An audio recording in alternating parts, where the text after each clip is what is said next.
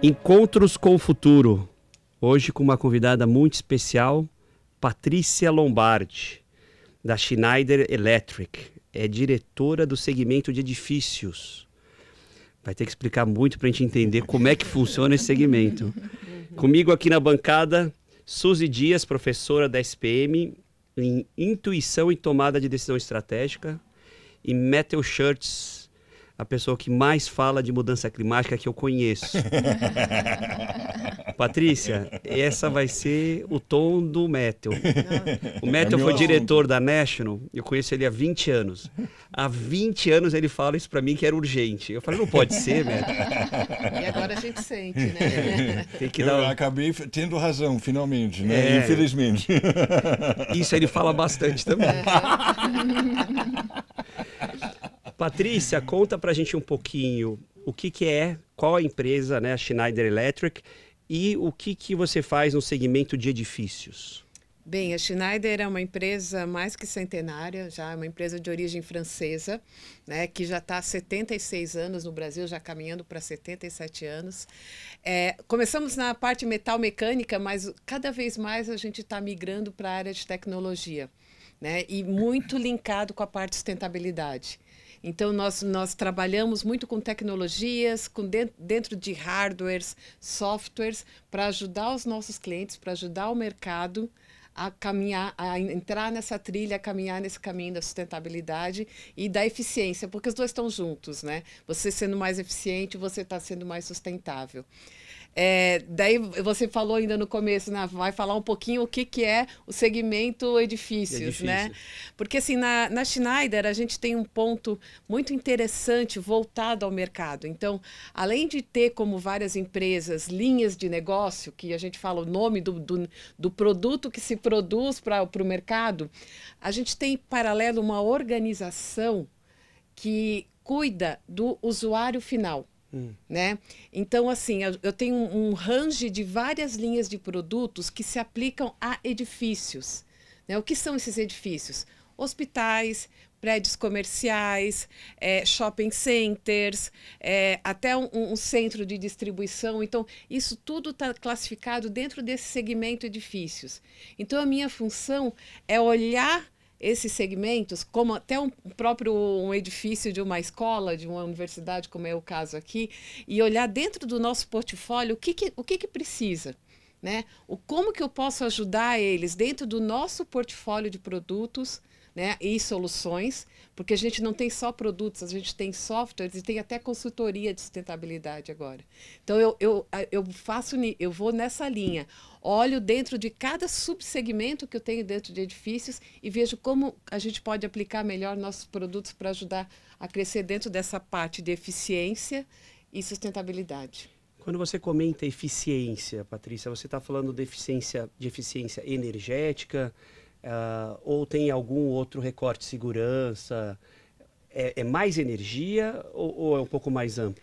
A eficiência ela está dentro da Schneider, sempre acaba indo muito forte na energia elétrica, né? Porque nós não produzimos energia, mas nós cuidamos da parte que liga entre o produtor e quem vai consumir, né? Os nossos equipamentos ajudam a ter essa segurança para alcançar uma eficiência na energia. E a gente fala muito também da resiliência, né? Porque você imagina um hospital, que é um ambiente crítico, faltando energia.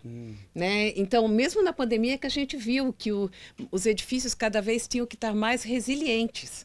Né? E a gente ajuda nessa parte também. Então, essa eficiência, ela engloba, além de fazer mais com menos, que é um pouco de sinônimo de eficiência, é também essa resiliência.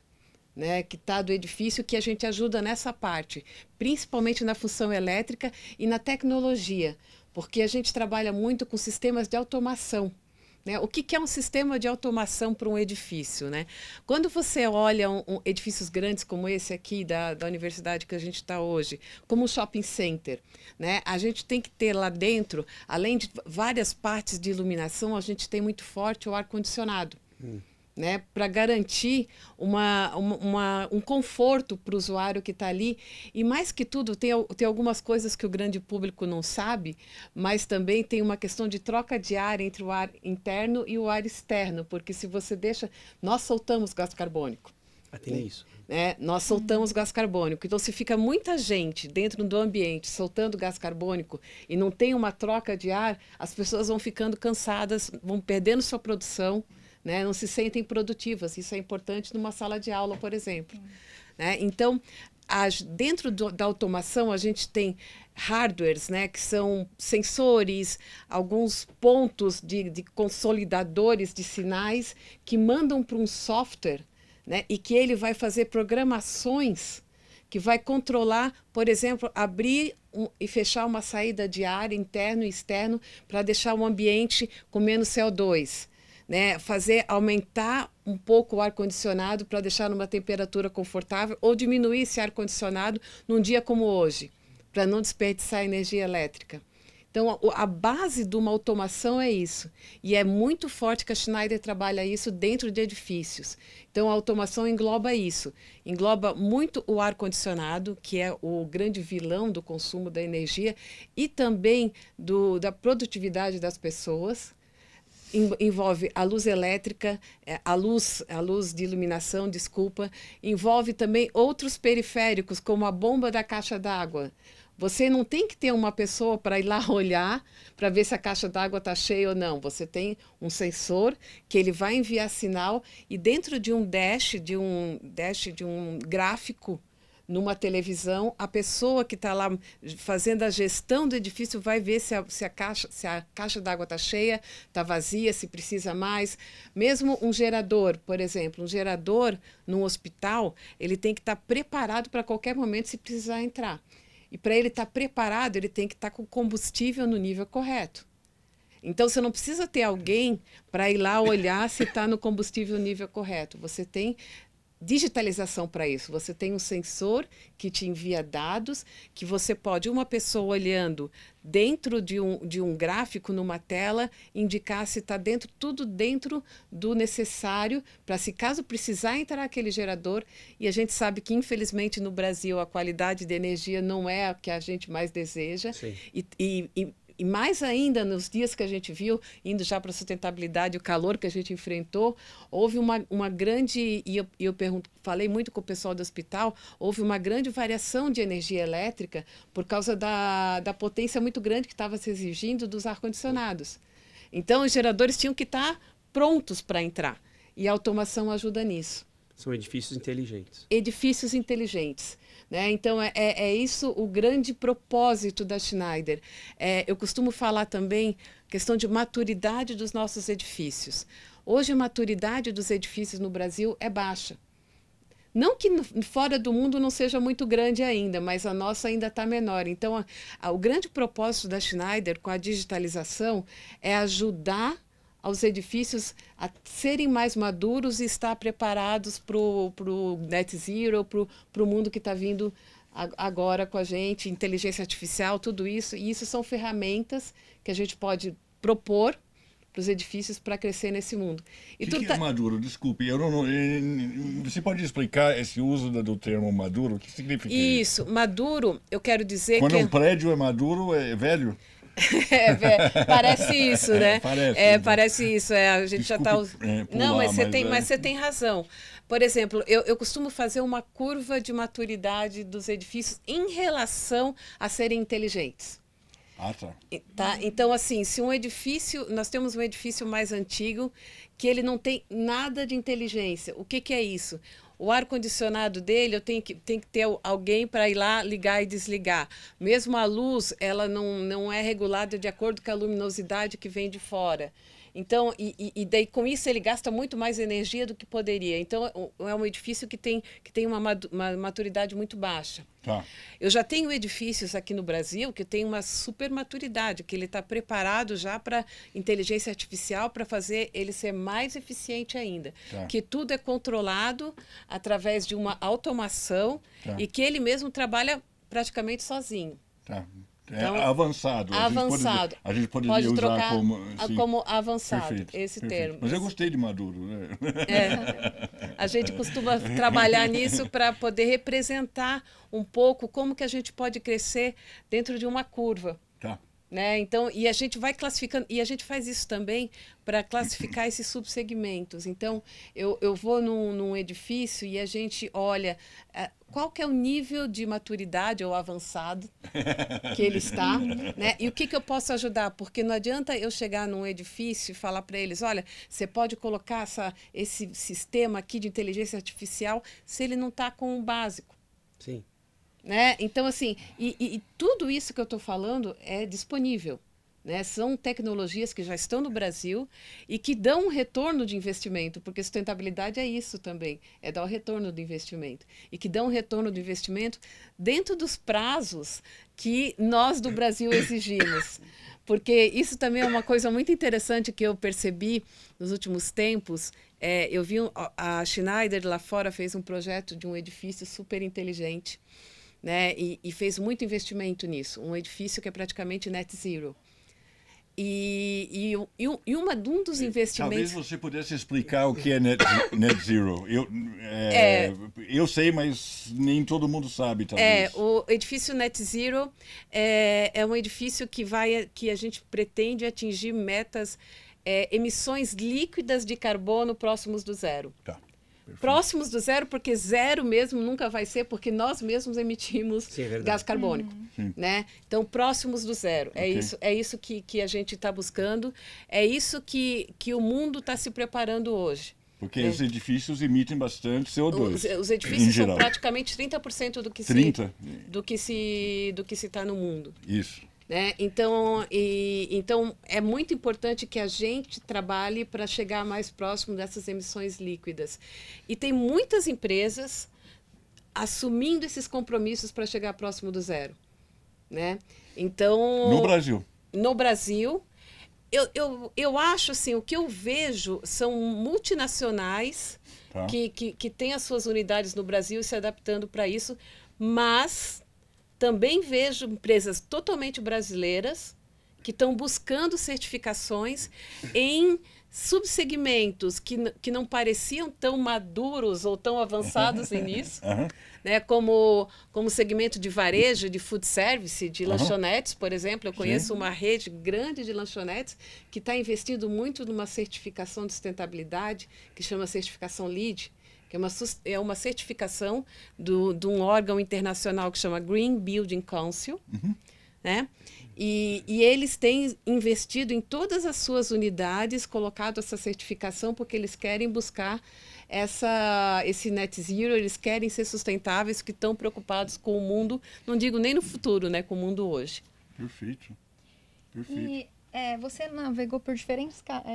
a sua carreira passa tanto por a parte química como tecnologia. Sim. Como que essa transversalidade ajudou nesse desenvolvimento estratégico, liderança estratégica? O que você falaria para a gente, pensando também que tem os alunos aqui ouvindo, que poderia ser útil e ajudá-los? Não só alunos, mas outros públicos. Sim, sim. A minha carreira é interessante mesmo. Eu sou formada em Química, né? E eu trabalhei durante muitos anos na área de embalagem e plástico. Né? E plástico também sempre ainda continua sendo um grande vilão da sustentabilidade também, né? Então, por causa dessa questão do plástico que eu fui buscar esse conhecimento, esse aperfeiçoamento em sustentabilidade.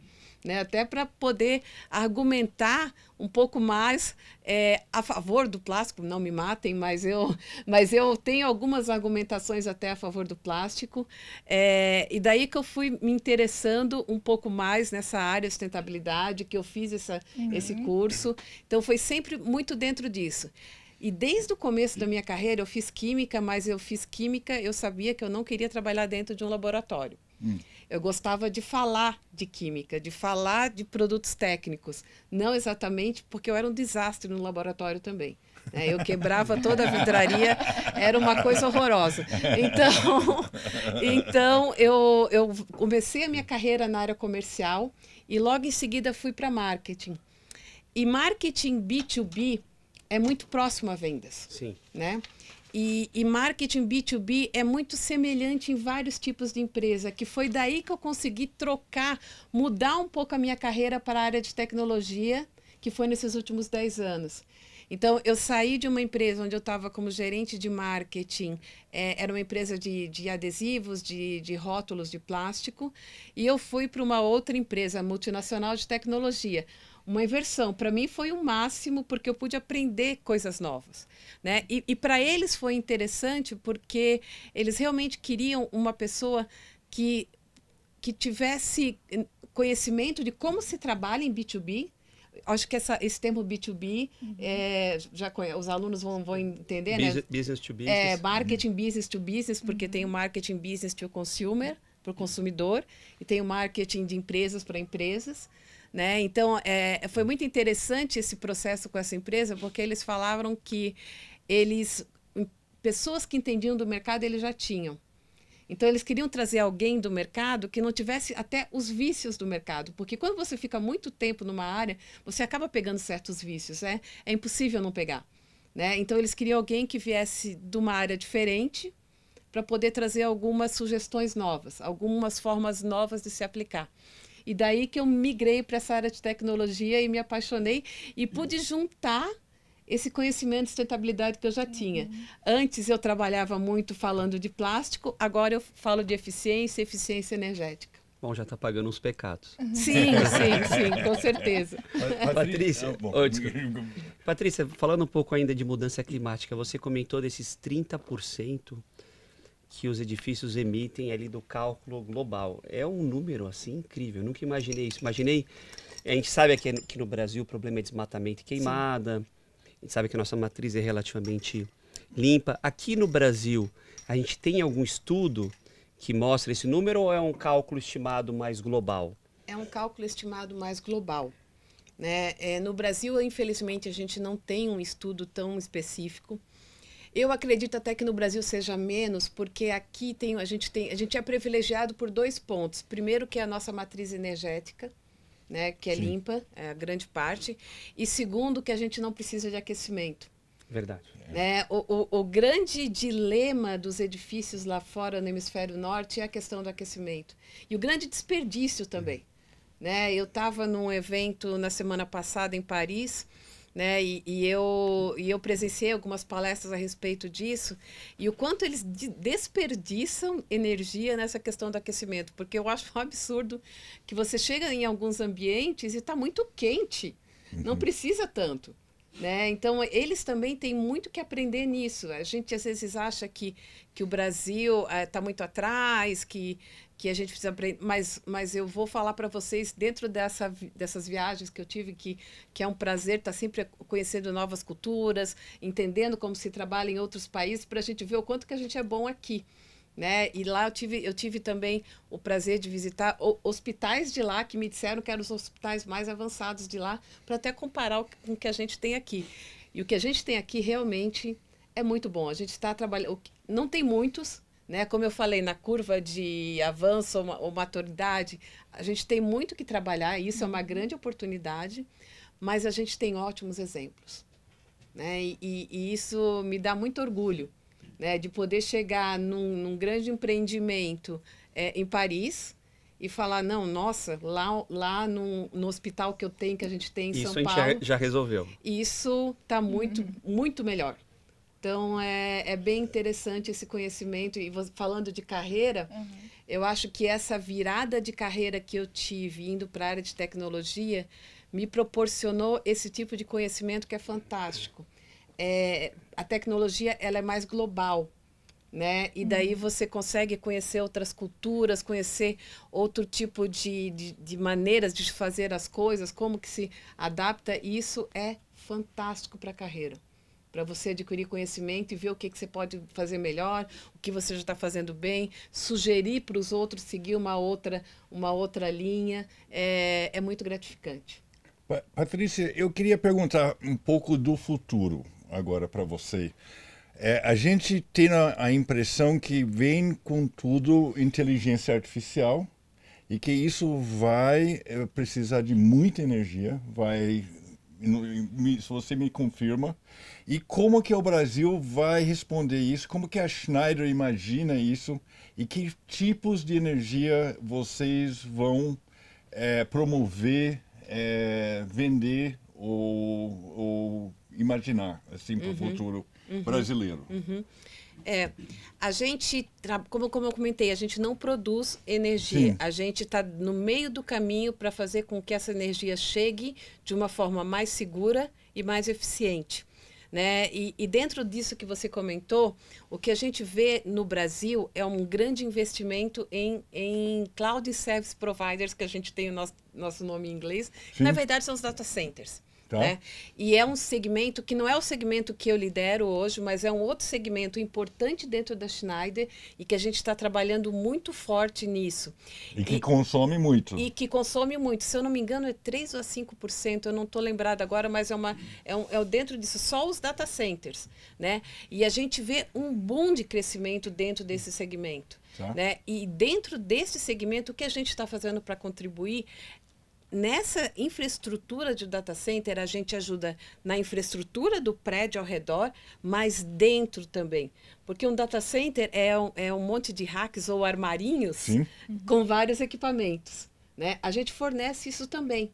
A gente fornece sensores, né, que estão dentro daquele armário. Sim. Né, e que ele mostra se a temperatura está um pouquinho mais alta ou não, e isso prejudica tanto a armazenagem dos dados, quanto também consome mais energia. E daí a gente avisa ao gestor do prédio para ele tomar decisões para poder ajustar aquilo. Tá? Então, isso que a gente... E geradores, não? Vocês fornecem geradores? Não, a gente não trabalha com geradores. Tá bom. Né? Mas, de novo, a gente ajuda a gerenciar de maneira, como eu dei o exemplo do hospital, de maneira que ele esteja preparado. Sim. Se caso tenha que atuar, ele vai estar preparado ali para atuar na hora certa. E mais que tudo, entre o gerador e a parte elétrica, eu tenho uma parte que chama os no breaks. Sim. Né? Então, a gente fornece no breaks. Né? E esses no breaks têm que ser muito confiáveis para entrar em menos de milissegundos. Sim. Né? E ainda mais... O que faz o no break, para quem não sabe? O no break é como você tem em casa, todo mundo já deve ter visto em casa, né? Que são aquelas... que ficavam do lado do umas computador. bateriazinhas, né? Umas baterias. Para não parar. Isso, uma bateria que você tem, que você deixa carregando na tomada, e se caso apaga a luz, ele acende. Isso é antigo, Patrícia. Nem tem mais nos computadores. Tem isso? Não, mas nem computador em casa às vezes tem. E a gente tem, eu já vi em prédio residencial, é esse tipo de coisa. Como se fosse uma bateria. Sim. Que ela está lá pronta, Sim. Né? Se caso dá uma piscada na luz, ele já entra em milissegundos para garantir um certo tempo de fornecimento de energia até o gerador entrar. E vocês vendem baterias? A gente vende esse tipo de no breaks. Mas não bateria. A bateria está dentro do no break. Então a gente Eu falei que é difícil saber exatamente o que a Schneider faz. É que eles estão em tudo. É difícil escapar. Eu entendi o conceito, mas é interessante. Mas a bateria está dentro do no break. Tá bom. Né? Porque perfeito. É um conjunto. Então você vende de bateria. Porque a bateria ela tem que ter uma inteligência, né, para poder entrar na hora certa e estar preparada para a hora certa e me avisar também que ela está preparada. Sim. Né? Então por isso que não é só bateria, é tudo, é um conjunto. E o carro elétrico? Vocês estão adaptando os prédios para os carros elétricos já? Sim, sim, a gente tem até como faz? Explica pra gente o que precisa, o que vai mudar. A gente tem um grande caso aqui que eu posso até falar, que é o Centro de Estudos do Albert Einstein. Né? Eles já fizeram toda a infraestrutura elétrica preparada para o futuro. Né? A Schneider, a gente tem os carregadores elétricos, né? A gente não trabalha tanto... Para os carros. Vocês vendem isso? A gente vende. Tá. Não está tão preparado, a gente não está vendendo tanto aqui no Brasil, a gente está vendendo mais lá fora, mas a gente tem isso. Mas a infraestrutura elétrica dos edifícios que estão sendo construídos precisam ser preparados para isso. Né? Precisam ser preparados para esse tamanho de carga. Isso os novos, né, Patrícia? Isso os novos. que vai ser construído. Então, dentro disso, a Schneider também ajuda no cálculo, ajuda no desenho de qual que é a infraestrutura elétrica que precisa para se ter, sei lá, 100, 200 carros carregando ao mesmo tempo. Então, isso a gente pode ajudar dentro da infraestrutura elétrica para não chegar a engatar todos os carros lá e, de repente, parar tudo com a estrutura. E os carros podem jogar a eletricidade de volta também? Vocês podem pegar a eletricidade da bateria do carro para o prédio? Acho que isso não se faz. Não, isso não. Não? Não, isso eu não tenho conhecimento. Eu creio que não. Creio que não. Tá bom. Mas uma coisa que você falou que é interessante, eu falei dos prédios novos, mas nada impede os prédios existentes se prepararem para isso. Montar infraestrutura. Né? Existe um termo que a gente usa que é retrofit, que na verdade é reforma, né? Mas se usa muito no meio de edifícios, que como sai caro, a gente põe em inglês. Brasileiro é muito chique. Isso é uma questão, isso é uma coisa que eu percebo também muito do brasileiro, né? Como eu trabalho muito com os outros países da América do Sul, esses termos em inglês é nosso. São nossos. Fora daqui, todos traduzem para a sua palavra. A gente gosta de usar termos em inglês, mas a gente pode reformar um edifício e deixar ele preparado para isso. Né? Então, você tem edifícios novos que já estão sendo construídos e preparados, mas nada impede que vocês queiram reformar o edifício aqui e deixar preparado para isso, para 300 carros serem carregados ao mesmo tempo. Patrícia, eu te perguntar, a questão do argumento da sustentabilidade, ele é muito forte e está na agenda de todo empresário, todo grupo multinacional ou empresa de médio e grande porte no Brasil. Mas esse teu argumento da questão econômica, ele também pesa. Como é que vocês fazem para fazer o cálculo de qual seria a economia com o uso da inteligência no edifício versus um edifício tradicional? Dá para mostrar isso antes? Sim. A gente tem vários modelos e metodologias que a gente pode prever, né, e falar para o nosso cliente e dizer, você investindo nesse tipo de tecnologia, né, fazendo desta forma, você vai ter um retorno de investimento de 2 anos, 1 ano. Isso acho que era um ponto que eu queria comentar, eu acho que acabou passando, eu emendei um tema no outro. Lá fora, na Europa, um bom retorno de investimento é 10 anos, 20 anos. Aqui a gente não pode falar isso. Não dá, é muito longe. Aqui é muito longe. Aqui, então, um bom retorno de investimento é no máximo... 5 anos. Não, 2 anos. 2 anos. 2 anos. 2 anos, né? Então, vocês conseguem? A gente consegue. A gente trabalha muito forte nisso, sempre olhando o ponto de vista do usuário, do edifício, do hospital, falando, tá bom, você vai fazer investimento e numa atualização do seu parque elétrico. Tá? O quanto que você vai economizar com isso e quanto tempo vai ser o seu retorno de investimento. Então, a gente está sempre preocupado com isso, porque não adianta eu oferecer uma tecnologia super avançada, mas que ele não esteja preparado para isso e que o retorno do investimento vai ser tão longo que não vai fazer valer a pena. Sim. Então, a gente se preocupa muito com isso, em fazer alguns cenários que a gente tem ferramentas para isso, para oferecer ao cliente um bom retorno do investimento, porque sustentabilidade está alinhado a isso, é sustentabilidade ambiental, mas do negócio também. Do negócio também. Deixa eu perguntar, Patrícia, vocês oferecem esse serviço, prestam esse serviço para pequenas e médias empresas também ou só empresas já de maior porte? A gente trabalha muito através de canais, são nossos sócios, nossos parceiros de negócio. E esses canais, eles atingem tanto empresas pequenas quanto empresas grandes, né? Tanto uma indústria grande como você mesmo comentou, uma Gerdau, Suzano, Vale. Ou outras quanto uma lanchonete da esquina. Né? A gente tem, por exemplo, tem uma marca nossa que chama Stack, né? Que é da Schneider, que ela trabalha com agora fugiu o nome, lembrei o nome em espanhol, com interruptores né, com sistemas para a parte elétrica que podem ajudar essa empresa, essa pequena lanchonete a ser mais eficiente. Já gostei. Né? Dá para o observatório. Com certeza. Então. Não, já ganhou um cliente, Patrícia. Não, e não é só isso, tá? A STEC, ela tem também sistemas de inteligência, também automação da casa ou da lanchonete. Ah, residencial. Residencial também na STEC a gente tem. Né? Então, tem tecnologia para todos, desde a casa até um edifício, até um data center, até uma indústria, até uma grande indústria de mineração, até uma grande Petrobras. Então, a gente tem tecnologias para tudo. Às vezes, a própria Schneider vai lá e oferece. E em muitos casos, a gente tem parceiros, que são nossos canais, para a gente poder ter uma cobertura desse mercado todo. Sem precisar retrofit. Às vezes não precisa. Às vezes não precisa. Às vezes não precisa de reforma, mas se precisar, para deixar o prédio mais inteligente e mais eficiente, a gente ajuda nisso também com retorno do investimento. Já gostei. Tá Muito anotado. Quais funcionários tem na Schneider no Brasil? É muito grande? No Brasil, a gente tem em torno de 2.000 funcionários. Sim.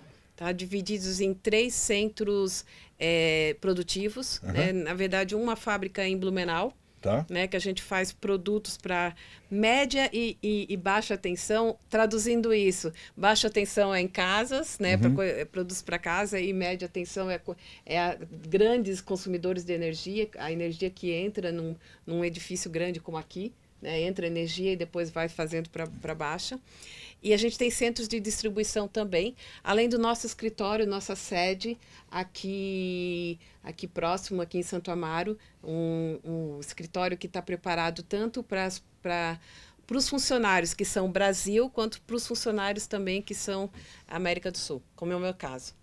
Você é América do Sul? Eu sou América do Sul. O que significa isso? Você trabalha em toda a América do Sul? Eu sou responsável pelo segmento, pelas estratégias para o segmento para toda a América do Sul. Qual que é o país mais amadurecido na América do Sul? É pergunta difícil, né? Em termos de eletricidade. Em termos de eficiência elétrica. Eficiência, olha, eu diria para você que não tem nenhum que se destaca. Né? Eu tenho grandes exemplos de edifícios muito bem representados aqui no Brasil. Sim. Né? Que são reconhecidos não só pela gente, mas fora também, dos nossos clientes reconhecem como hospitais. Mas eu vejo também uma grande maturidade de edifícios na Argentina. Por incrível que pareça, sim, assim, porque a gente pensa na economia da Argentina e tal, mas eu me surpreendo, né, com tanto de tecnologia que eles colocam em edifícios. Né? Eu não sei exatamente nos outros segmentos que a Schneider tem, como eu falei, data center, indústria, mineração, mas em edifícios, a Argentina também, eles investem muito quando constrói, e investem muito também em reformas, para deixar o edifício mais eficiente. E lá é bem mais frio que aqui. Patrícia, Patrícia, muito obrigado por ter aceito o convite. Foi muito legal te ter aqui. Foi um grande prazer. E ver que vocês já estão no futuro há muito tempo. Obrigada, foi um prazer quando precisar. Maravilha, obrigado. Obrigado. Sensacional.